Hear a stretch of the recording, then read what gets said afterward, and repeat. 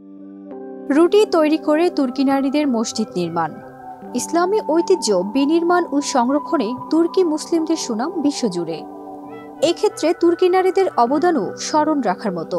আধুনিক যুগে এসেও তারা ইসলামের সেবায় পিছিয়ে নেই। বিভিন্ন সময় আন্তর্জাতিক সংবাদ মাধ্যমে তাদের নানা রকম ধর্মীয় সেবামূলক কাজের খবর পাওয়া যায়।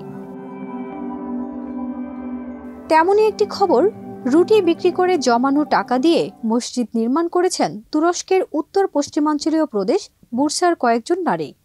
প্রদেশটির উরহানলি এলাকার বাস্কু গ্রামের নান্দনিক এই মসজিদটি নির্মিত হয়েছে। নারীরা সবাই বাস্কু গ্রামের বাসিন্দা এবং তারা রুটি বানিয়ে বিক্রি করেন। মসজিদের নতুন এই স্থাপনার জায়গায় আগে পুরনো একটি মসজিদ ছিল, কিন্তু পুরনো ও ঝুঁকিপূর্ণ হয়ে যাওয়ায় গ্রামবাসী নতুন মসজিদ নির্মাণের উদ্যোগ নেয়। সবার উদ্যোগে একাত্মতা জানিয়ে গ্রামের রুটি বিক্রেতা নারীরাও নির্মাণ খরচে অংশগ্রহণের সিদ্ধান্ত নেয় এবং ১.৫ মিলিয়ন তুর্কি লিরা বা ১৮১,০০০ মার্কিন ডলার খরচে নির্মিত মসজিদের বেশিরভাগ অর্থ তারাই দেয়। সপ্তাহের ১ কিংবা ২ দিনের লভ্যাংশ তারা আলাদা ফান্ডে জমা করত। এভাবে ২ বছরের জমানো অর্থ তারা মসজিদে দান করে। রুটি বিক্রেতা নারীদের কাছে অন্য নারীরাও আটা দিয়ে মহৎ এই কাজে অংশ নেয়। ফারজানা নিকিতা, দেশ রূপান্তর।